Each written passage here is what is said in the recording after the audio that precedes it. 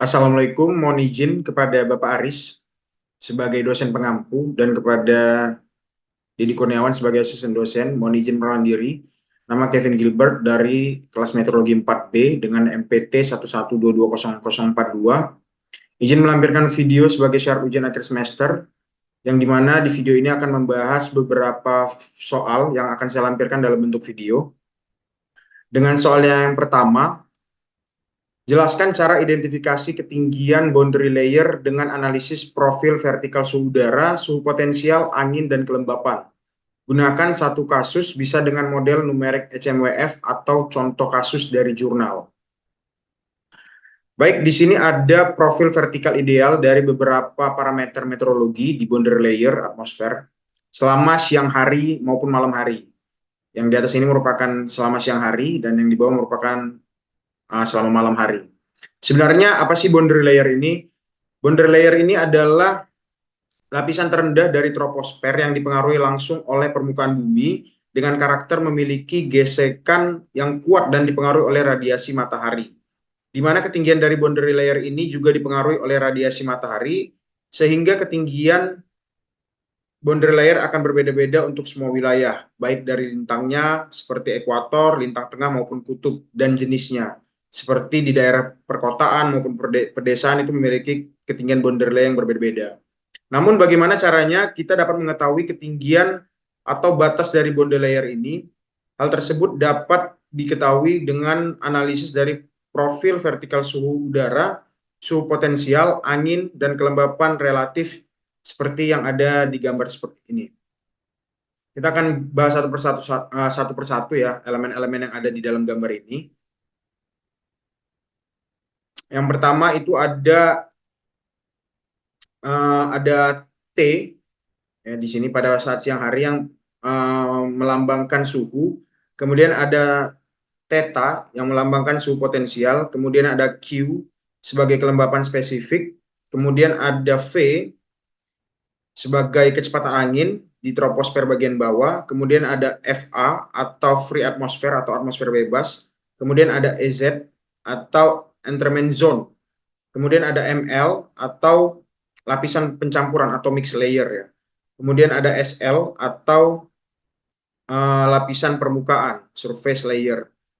Kemudian ada pada saat malam hari itu ada CI atau capping inversion. FA ini juga sama pada saat siang hari, juga namanya free atmosphere. Kemudian ada SBL, kemudian ada RL, kemudian ada T, theta, Q yang sama juga pada lapisan boundary layer pada saat siang hari. Kemudian bagaimana kita melihat atau menganalisis ini ya, profil vertikal ideal ini.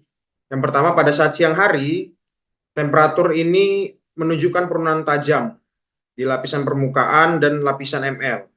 Tapi pada saat memasuki EZ atau entrament zone terjadi sedikit inversi dan kembali lagi menurun tajam pada saat di lapisan free atmosphere. Bagaimana dengan theta?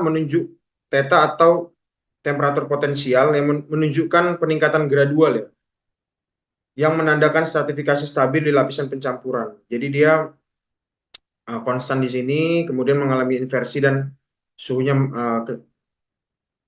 meningkat ke arah kanan seperti itu.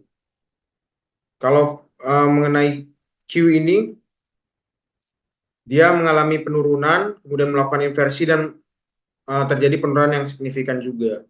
Bagaimana jika pada saat malam hari, grafik suhu di sini menunjukkan penurunan tajam di lapisan SBL atau permukaan stabil, kemudian terjadi inversi di lapisan CI atau caving inversion dan menurun lagi di lapisan free atmosphere. Kalau di suhu potensial ini atau theta mengalami sedikit peningkatan, sedikit konstan dan mengalami inversi dan meningkat lagi di lapisan FA atau free atmosphere. Begitu juga dengan Q. Q dia mengalami peningkatan pada saat lapisan SBL dan mengalami penurunan yang konstan di lapisan RL, terjadi inversi di capping inversion dan mengalami penurunan di lapisan free atmosphere secara signifikan. Kemudian di sini saya mengambil salah satu contoh kasus dengan judul dari sebuah jurnal, estimasi tinggi planetary boundary layer dari data radiosonde atau rason dengan metode gradien di Indonesia.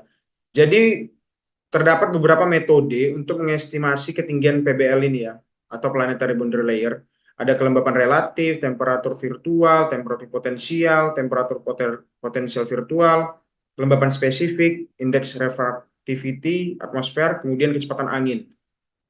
Tapi di sini kita tidak menggunakan semua metode, tapi kita hanya menggunakan 4 metode untuk menganalisis perbedaan ketinggian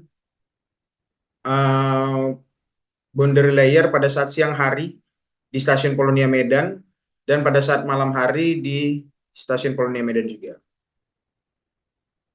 Jadi kita mengambil metode gradien suhu, kemudian metode suhu potensial virtual, dan metode gradient mixing ratio.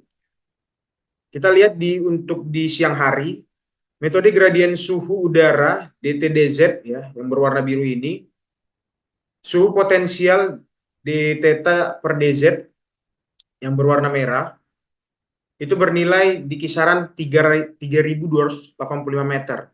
Sedangkan estimasi tinggi PBL dengan menggunakan metode gradien relatif DRH per dz yang berwarna biru muda ini lebih rendah sekitar 3.142 meter.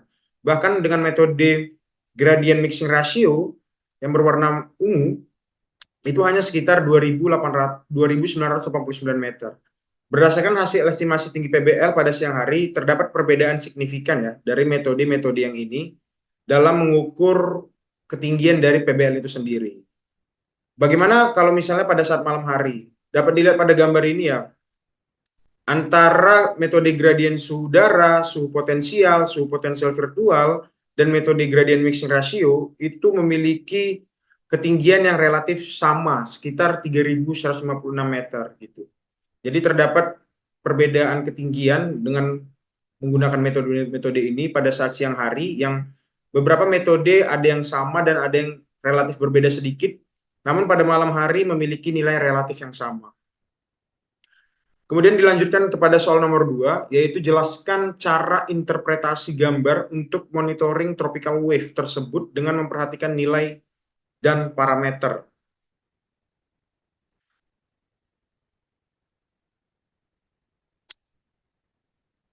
Ini adalah gambar yang diberikan ya. Gambar ini adalah spektrum gelombang tropis yang menggunakan data dari OLR atau outgoing long wave radiation. Grafik ini menggambarkan gelombang ekuatoral musiman.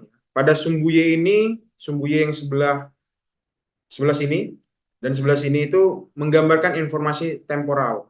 Di sebelah kiri saya ini ada frekuensi yang menandakan semakin ke atas sumbu Y, maka semakin tinggi frekuensi kejadiannya. Di sebelah kanan ada sebuah periode kejadian yang berkisar dari 2 hari hingga 48 hari. Kemudian jika kita melihat gambar ini lagi ya, terdapat 5 parameter yang digambarkan, yaitu MRG, Kelvin, ER, dan MJO. MRG itu adalah Mixed Rossby Gravity, TD itu adalah Tropical Disturbance, kemudian ada Kelvin Wave di sini, kemudian ada ER atau Equatorial Rossby Wave, dan MJO atau Madden-Julian Oscillation. Kemudian kita jelaskan mengenai warna yang ada di bawah ini. Warna kuning muda hingga itu menunjukkan intensitas sekitar 2 hingga 2,4 ya, atau intensitas yang rendah. Kemudian warna oranye itu oranye muda hingga ke merah itu dengan estimasi sekitar 3 hingga 4,2. Kemudian warna merah itu adalah nilai intensitas sekitar 4,8 hingga warna bisa dikatakan warna pink atau ungu itu sekitar 4,8. Kemudian sumbu horizon tadi kita telah bahas mengenai sumbu vertikal, sumbu Y. Kemudian ada di sini sumbu horizontal atau sumbu X ya. Dari 0 hingga minus 20, 0 hingga 20. Ketika sumbu vertikal itu bernilai negatif, gelombangnya akan bergerak ke arah barat dan ketika dia bernilai positif, gelombangnya akan bergerak ke arah timur. Kemudian kita menganalisis parameter-parameter yang ada pada gambar. Yang pertama adalah mixed Rossby gravity dan tropical depression ya. Yang zona wave number-nya itu negatif, frekuensi sekitar 0,2 hingga 0,5 CPD untuk frekuensinya. Kemudian daerah ini menunjukkan adanya aktivitas gelombang campuran Rossby gravity atau mixed Rossby gravity dan gangguan teknis jenis depresi tropis bergerak ke arah barat. Karena tadi dia berada di sebelah kiri ya, dari 0 hingga -20 yang menandakan gelombang ini bergerak ke arah barat. Kemudian ada Kelvin wave dengan zonal wave number-nya itu di kisaran 0,1 hingga 0,5 yang menandakan gelombang ini bergerak ke arah timur dengan periode waktu tempuh sekitar 3 hari hingga 10 hari. Daerah ini menunjukkan adanya aktivitas dari gelombang Kelvin yang kuat. Kemudian ada ER atau Equatorial Rossby wave dengan zonal wave number negatif dengan frekuensi rendah sekitar 0,05 hingga 0,2. Dia berada di sebelah kiri yang menandakan bahwasanya gelombang ini bergerak ke arah barat, biasanya antara periode waktu 10 hingga 20 hari. Daerah ini menunjukkan bahwasanya terjadi gelombang Rossby yang kuat pada daerah yang ada pada gambar ini. Kemudian ada MGO atau Madden-Julian Oscillation. Lokasi zonal wave number-nya mendekati 0. Frekuensinya sangat rendah, sekitar 0,01 hingga 0,1 CPD.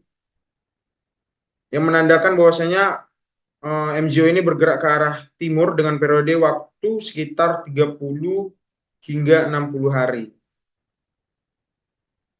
Kemudian Kelvin wave ini ya, yang ditandai dengan warna biru ini, memiliki intensitas dari warna kuning hingga merah, yang menunjukkan adanya aktivitas gelombang Kelvin yang kuat dan sering terjadi pada wilayah ini. Kemudian kita lihat untuk mixed Rossby gravity dan TD atau tropical disturbance, ditandai dengan kotak berwarna ungu ini. Daerah ini semakin besar berwarna kuning muda hingga oranye, ya.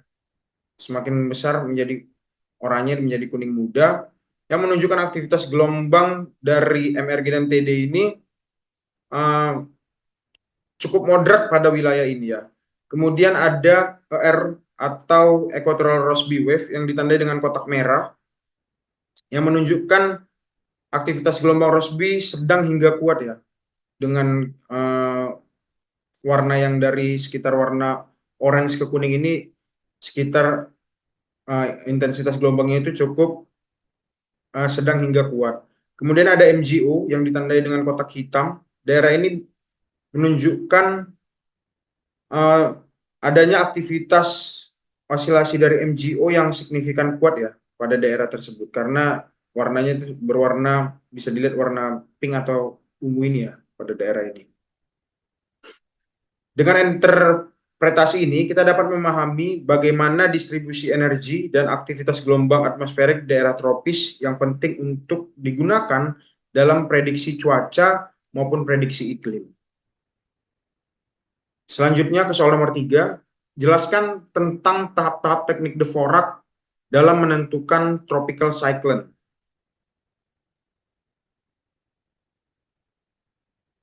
Sebelum mengetahui tahap-tahapnya dalam bagaimana teknik Dvorak ini menentukan intensitas dari tropical cyclone, kita harus mengetahui dulu pengertian dari teknik Dvorak itu sendiri. Teknik Dvorak merupakan sebuah metode statistik yang memperkirakan intensitas siklon tropis dari interpretasi citra satelit menggunakan citra dari inframerah atau IR dan visible imagery atau VIS ya, berdasarkan pengukuran dari pola awan konvektif siklon dan beberapa tahapan peraturan yang akan kita bahas dalam penentuan dari si intensitas siklon tropis itu. Kemudian teknik Dvorak digunakan untuk menggambarkan tingkat perkembangan dari sistem perawanan yang menggunakan Dvorak T-number. Jadi yang T1,5, T2, T3 hingga T8 ini disebut dengan Dvorak T-number. Kemudian bagaimana saja sih tahap-tahapannya dari teknik Dvorak dalam menentukan tropical cyclone? Yang pertama harus dilakukan adalah melakukan lokasi sistem atau locate close system center atau CSC. Kita juga bisa melihat ya dari diagram alir yang telah saya tampilkan. Yang pertama adalah melakukan locate system, yaitu temukan pusat pola secara keseluruhan, kemudian cari fitur skala kecilnya, bandingkan lokasi pusat dengan perakiraan, kemudian bandingkan pusat dengan pusat pola sebelumnya. Lakukan penyesuaian lokasi akhir. Jadi misalnya kita sudah melihat ini, gambar A ini ya. Ini kita lihat menggunakan citra satelit IR pada satelit. Kemudian kita melakukan gambaran polanya secara keseluruhan dengan mencari fitur skala terkecilnya yang ditandai dengan X ini. Yang akan kita kemudian kita bandingkan lokasi pusat ini dengan perkiraan, kemudian kita dapatlah melakukan penyesuaian dari lokasi akhir ini. Apakah benar dengan lokasi pusat sesuai perkiraan. Kemudian dilanjutkan dengan estimasi dari T-number itu sendiri. Apa sih sebenarnya T-number ya atau T-nomor ini?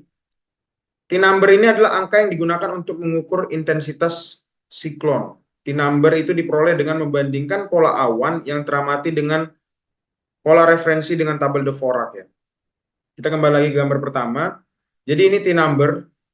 T-number 1 itu intensitas siklonnya tergolong rendah. Hingga T8 itu tergolong sangat kuat. Jadi ini disebut dengan tabel Dvorak. Jadi kita membandingkan yang ada di citra satelit dengan tabel Dvorak gitu. Apakah dia tergolong T1, apakah dia tergolong sangat rendah, atau dia tergolong T8, apakah dia tergolong sangat kuat seperti itu. Kemudian kita melakukan perhitungan dari sistem perawanan. Apa saja yang harus diperhatikan ya dari perhitungan dari sistem perawanan itu? Yang pertama adalah eye atau mata. Secara sederhana bisa dikatakan seperti ini. Semakin besar mata dari tropical cyclone, maka intensitasnya akan semakin kuat pula. Kita kembali lagi ke tabel Dvorak ya. Tadi saya katakan T1 itu intensitasnya rendah, intensitasnya lemah, kemudian T8 itu kuat. Berarti bisa dilihat di sini, ada titik mata di sini. Jika dibandingkan T5 dengan T8, intensitasnya yang paling kuat itu adalah T8. Semakin banyak T-nya hingga 8 itu semakin kuat pula intensitasnya. Jadi kita membandingkan mata cyclone yang ada di tabel Dvorak ini. Jika dia mata cyclone ini tergolong pada T5 dan dibandingkan dengan T8, maka siklon yang lebih kuat intensitasnya itu terjadi ketika dia berada pada klasifikasi di T8 seperti itu. Kemudian ada curve band ya atau pita. Secara sederhana dikatakan seperti ini. Semakin lebar atau panjang lengkungan pita menandakan siklon tropis semakin kuat gitu ya. Jadi kita kembali lagi gambar ini ya. Jadi pita yang melengkung-melengkung ini semakin dia mendekati pusat, maka intensitas dari si siklon ini akan semakin kuat pula. Semakin dia panjang, semakin dia melengkung dan semakin memutari pusat, maka intensitas si siklon ini akan semakin kuat. Kemudian ada shear. Shear ini menandakan adanya angin yang berbeda kecepatan di berbagai lapisan atmosfer. Biasanya terlihat sebagai pergeseran awan di sekitar pusat siklon. Jadi ketika misalnya shear ini rendah, maka intensitas siklon ini akan semakin kuat. Kebalikannya, ketika shear ini memiliki intensitas yang kuat, maka pengaruhnya terhadap pembentukan siklon akan semakin kuat pula untuk menghancurkan si siklon itu, sehingga intensitas siklon akan semakin lemah atau mengecil. Kemudian ada coverage center. Ini adalah identifikasi pola awan, fokusnya pada lengkungan awan di tingkat rendah. Dikatakan sebagai coverage center atau pusat tertutup. Jika pusat tidak terlihat karena tutupan oleh massa awan, carilah tanda-tanda dari sisir ini untuk menemukan pusat di tepi hembusan angin konveksi. Setelah kita melakukan perhitungan dari sistem perawanan, maka pilihlah estimasi terbaik. Jadi kita telah membahas diagram alir sebelah kiri. Jadi kalau misalnya diagram alir sebelah kanan ini menggunakan model yang memperhatikan 24 jam perubahan dari sistem perawanan itu.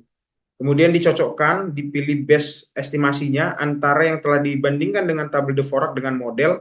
Kemudian kita memasukkan apply constraints ini atau memasukkan batasan-batasan tertentu yang diterapkan pada estimasi T-number untuk memastikan keakuratan.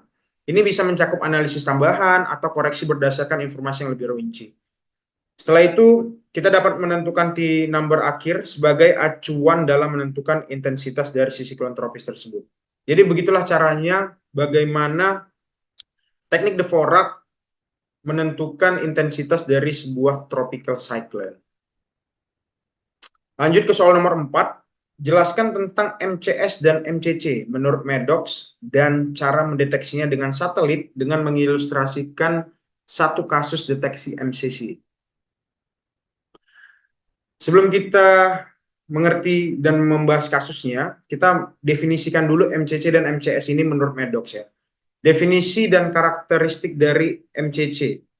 Kita bahas terlebih dahulu mengenai definisi MCC itu sendiri. MCC adalah suatu kumpulan awan yang dapat didefinisikan sebagai mesoscale konvektif kompleks apabila memenuhi syarat, di mana jika dilihat citra satelit akan memiliki karakteristik sebagai berikut. Dari segi ukuran, awan dengan suhu IR yang rendah, kontinu, sekitar di bawah minus 32 derajat, yang harus memiliki luasan lebih dari 100.000 km². Bagaimana wilayah angin dinginnya? Itu suhunya di bawah minus 52 derajat dan harus memiliki luasan lebih dari 50.000 km². Terkait durasi dari MCC ini, durasinya harus terpenuhi selama lebih dari 6 jam. Jadi kejadian itu harus lebih dari 6 jam. Kemudian bentuknya eksentrisitas minor axis atau major axis lebih besar dari 0,7 pada waktu ukuran maksimum. Kemudian dia maksimum, wilayah awan dingin mencapai ukuran yang maksimum. Kemudian terminasi dengan definisi ukuran tidak lagi terpenuhi. Kemudian kita bahas mengenai definisi dan karakteristik dari MCS yang kita ambil dari menurut si Maddox tadi. MCS ini merupakan sistem konvektif skala meso yang merupakan gabungan badai petir dengan skala besar yang berlangsung selama beberapa jam atau lebih. Bagaimana ciri-ciri dari MCS ini yang menjadi karakteristiknya? Yang pertama ukurannya, dari segi ukuran berkisar dari puluhan hingga ratusan kilometer dalam ukuran horizontal. Terkait durasi, MCS ini bisa bertahan beberapa jam hingga lebih dari sehari. Terkait strukturnya, memiliki awan konvektif yang tinggi atau cumulonimbus dan seringkali awan stratiform yang di bagian belakang atau stratiform region. Terkait fenomena cuaca, MCS ini dapat menghasilkan hujan lebat, angin kencang, kilat, hujan es, dan kadang-kadang tornado dapat tercipta akibat dari si MCS ini. Kemudian bagaimana cara mendeteksi MCC dan MCS menggunakan satelit? Untuk MCC sendiri, untuk MCC dan MCS ini kita sama-sama menggunakan citra satelit inframerah atau IR. Kemudian kita untuk mendeteksi dari MCC ini, kita harus identifikasi pola awan khas MCC. Kemudian kita analisis suhu puncak awannya yang biasanya di bawah minus 52 derajat. Kemudian kita pantau perkembangan spasial dan temporalnya, dan kita pantau analisis durasinya. Bertahan setidaknya dia 6 jam dengan ukuran minimal luasannya itu sekitar 100.000 km². Bagaimana dengan MCS? Sama juga kita gunakan citra satelit inframerah. Kemudian kita harus identifikasi ada tidaknya awan konvektif yang luas dan kompleks. Kemudian kita analisis suhu puncak awannya sekitar di bawah minus 52 derajat. Kemudian kita pantau perkembangan spasial dan temporalnya, dan kita analisis dari durasinya. Setidaknya MCS ini bertahan 3 jam dan dengan ukuran minimal juga 1.000 km². Kemudian kita mengambil sebuah contoh kasus, identifikasi mesoscale konvektif kompleks MCC pada kejadian hujan sangat lebat di Lombok Barat. Studi kasus pada tanggal 1 Mei 2021 ya. Jadi di sini saya tampilkan sebuah gambar yang merupakan citra satelit dari ERC dari satelit Himawari yang menunjukkan perkembangan suhu puncak awan tiap-tiap jam pada pukul 6 sampai 11 UTC. Ini 6 UTC, 7 UTC, 8 UTC, 9 UTC, 10 UTC, dan 11 UTC. Kemudian bagaimana identifikasi MCC ini ya? Di sini kita menggunakan hasil perhitungan eksentritas luasan inti dan luasan selimut yang kami cantumkan di dalam tabel. Pada waktu 10 UTC, eksentritasnya 0,82 dengan luasan inti 58.000 km dengan luasan selimut sekitar 21.000 km 123. Kita definisi sesuai dengan definisi dari MCC yang dikaitkan dengan kriteria McDox diharuskan memenuhi nilai tertentu. Yang pertama, eksentritas yang menentukan bentuk awannya bernilai lebih besar dari 0,7 pada fase ukuran maksimum. Luasan inti awannya lebih besar dari 50.000 km kuadrat, sementara luasan selimutnya lebih besar dari 100 km kuadrat. Dari hasil yang telah saya tampilkan dalam tabel ini, bahwa syarat eksentritas dan luasan tersebut sudah terpenuhi pada daerah lokasi penelitian.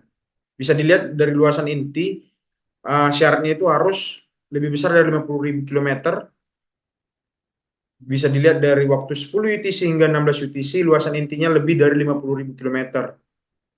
Terkait luasan selimutnya, untuk kriterianya itu harus lebih dari 100.000 km kuadrat. Pada waktu 10 UTC hingga 16 UTC juga ditampilkan datanya bahwasanya memenuhi kriteria ya, lebih dari 100.000 km kuadrat. Hasil menunjukkan bahwasanya luasan ini memenuhi area lokasi penelitian yang diambil. Selain itu, durasi yang didapat telah melebihi 6 jam, yang merupakan syarat minimal untuk durasi terjadinya adanya MCC secara berturut-turut. MCC mulai terukur pada pukul 10 UTC atau pukul 18 waktu WITA ya, waktu setempat, dengan ditunjukkan nilai eksentrisitas dan luasan inti serta selimutnya yang lebih tinggi dari syarat yang dicantumkan dalam kriteria McDox. Seperti itu. Kemudian ke soal nomor 5, jelaskan tentang kondisi monitoring tropical wave, observasi dan prediksi di wilayah Indonesia pada periode waktu tersebut sesuai yang ada di gambar. Kita bahas dulu ya. Gambar yang di samping ini merupakan analisis OLR atau outgoing long wave radiation selama 7 hari dan prediksi dari CFS atau Climate Forecast System untuk periode waktu yang berbeda ya. Dari 29 Mei hingga 4 Juni, 5 Juni hingga 11 Juni, hingga 19 Juni hingga 25 Juni. Bisa dilihat di sini terdapat kontur warna, di mana dari warna hijau tua hingga coklat tua yang menandakan hijau dari putih ke hijau tua ini menandakan nilai yang rendah, yang menandakan nilai yang rendah yang menunjukkan bahwasannya terjadinya peningkatan aktivitas konvektif dan hujan. Sedangkan OLR yang tinggi ditunjukkan oleh warna kecoklatan ini yang menunjukkan area dengan aktivitas konvektif rendah atau langit cerah ya. Selain itu, gambar ini juga menunjukkan beberapa vektor gelombang tropis seperti MGO, Madden-Julian Oscillation, ada low, kemudian Kelvin Wave, dan Equatorial-Rossby Wave. Kita memasuki penjelasan mengenai observasi yang dilakukan dan prediksi yang dilakukan ya. Pada tanggal 29 Mei hingga 4 Juni, konveksi kuat terlihat di wilayah Indonesia dan sekitar Samudra Pasifik bagian barat. Warna biru dan warna hijau di daerah ini ya. Tadi kalau misalnya dia berwarna hijau, itu menandakan OLR-nya rendah, yang menandakan terjadinya peningkatan aktivitas konvektif hujan. Jadi di sini tuh terjadinya aktivitas konvektif yang tinggi ya, terjadi hujan di daerah Indonesia bagian barat dan Pasifik Barat, Samudra Pasifik Barat. Kemudian aktivitas MGO yang ditandai dengan warna hitam, kemudian ada Equatorial-Rossby Wave berwarna merah, kemudian ada Kelvin Wave yang di daerah di atas sekitar daerah Sulawesi, kemudian ada Lowi di sini yang meliputi wilayah Maluku dan Papua ya. Terjadinya aktivitas parameter-parameter itu di daerah tersebut. Kemudian untuk observasi di 5 Juni hingga 11 Juni, terjadi di wilayah Indonesia bagian barat ini menunjukkan OLR yang tinggi, ditunjukkan oleh warna coklat ya, dari putih ke coklat, yang menandakan bahwasanya terjadi aktivitas konvektif yang rendah atau langitnya cerah, yang malah menggeser konvektif yang tinggi ini ke wilayah Sulawesi, Maluku, bahkan hingga hampir ke beberapa pesisir dari Papua.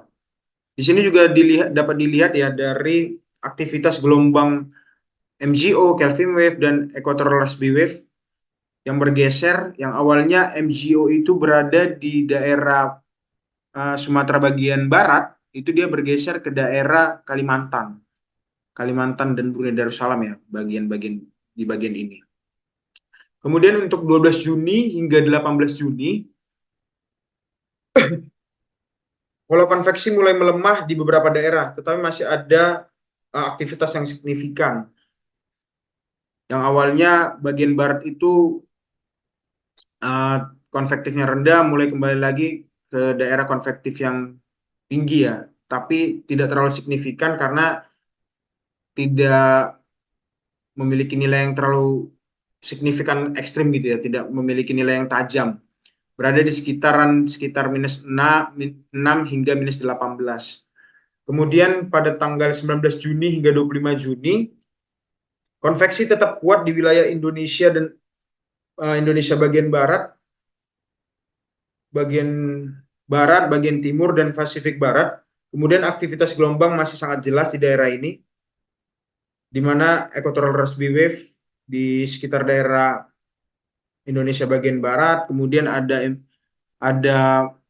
MGO yang malah menggeser dari wilayah Indonesia ya, berada di daerah Pasifik Barat ini.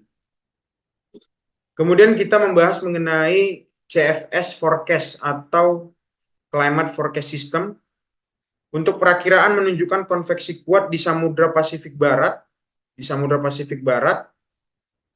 Aktivitas gelombang tropis masih jelas. Juga di tanggal 3 Juli hingga 9 Juli, konveksi kuat diperkirakan berlanjut masih di wilayah yang sama. Kemudian aktivitas MGO dan gelombang Kelvin terus diperkirakan berlanjut di daerah ini. Kemudian pada prediksi tanggal 10 Juli hingga 16 Juli, pola konveksi tetap kuat di Samudra Pasifik bagian barat dan sebagian besar di wilayah Indonesia. Perkiraan menunjukkan aktivitas gelombang tropis yang berkelanjutan tetap di wilayah Indonesia. Kemudian pada tanggal 17 Juli, perakiraan 17 Juli hingga 23 Juli, pola konveksi sedikit melemah, tetapi masih ada area-area yang memiliki konveksi yang kuat ya. Misalnya pada contoh di wilayah Sulawesi ini, yang lebih kuat dibandingkan konveksinya itu lebih kuat dibandingkan wilayah-wilayah Indonesia yang lainnya. Gelombang tropis juga masih kerap terjadi di wilayah ini, di wilayah Indonesia. Kemudian apa yang bisa kita dapatkan atau kita simpulkan dari informasi penting ya tentang dinamika atmosfer tropis dan bagaimana pola konveksi dapat berubah dalam beberapa minggu. Seperti yang dikatakan awal tadi, pola OLR rendah menunjukkan konveksi yang kuat yang sering berhubungan dengan hujan lebat dan badai atau konveksi yang tinggi. Sedangkan OLR yang tinggi itu menunjukkan kondisi kering. Kontur juga menunjukkan aktivitas osilasi dan gelombang yang mempengaruhi cuaca di daerah tropis. Perakiraan CFS atau Climate Forecast System membantu kita dalam memprediksi perubahan pola dan memberikan gambaran tentang bagaimana dinamika atmosferik tropis dapat berubah dalam waktu yang sangat dekat. Baik, sekian yang bisa saya sampaikan. Terima kasih atas perhatiannya. Apabila terdapat banyak kekurangan, saya mohon minta maaf kepada dosen pengampu dan asisten dosen. Biarkan ini menjadi sebuah proses pembelajaran bagi saya untuk meningkatkan pemahaman saya mengetahui dan memahami materi mengenai meteorologi tropis. Saya Kevin Gilbert, terima kasih atas perhatiannya. Wassalamualaikum warahmatullahi wabarakatuh. Terima kasih.